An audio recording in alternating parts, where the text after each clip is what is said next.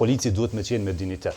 Duhet me qenë me dignitet, kur thëtë unë jam polici i Kosovës, integriteti nuk është term abstrakt. Thjesht është ndershmëria dhe zbatimi detyrave që qysh duhet.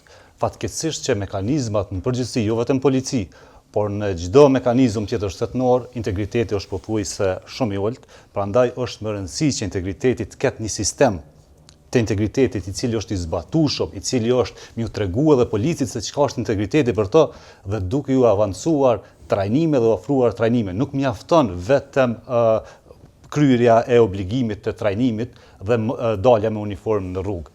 Por polici duhet të trajnohet nga sjellja e parë me qytetarin, pra komunikimi i parë me qytetarin që e ka, e deri te hetimet më të mëdha të mundshme.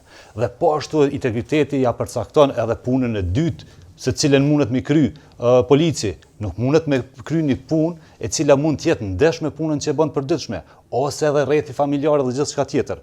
Prandaj nuk mjafton vetëm një verifikim i thjeshtë për policinë, por duhet në vazhdimsi të kemi program mbikëqyrës, të kemi avancim të mekanizmave mbikëqyrës dhe forcim të tyre, sepse ekzistojnë por nuk janë të mjaftueshëm, dhe trajnime të avancuara në fushën e integritetit, ndershmërisë dhe çka është mbi gjitha, polici duhet me qenë me dignitet.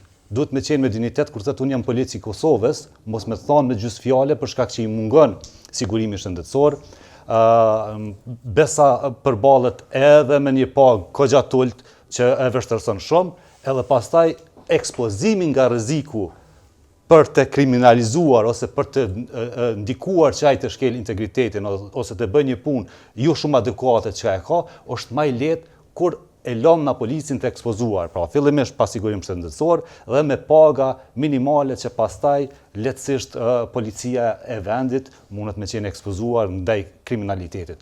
Jo rastësisht vendet e kanë investimet kryesore në këto shtyllat kryesore, siç është paga dhe siç është sigurimi shëndetësor.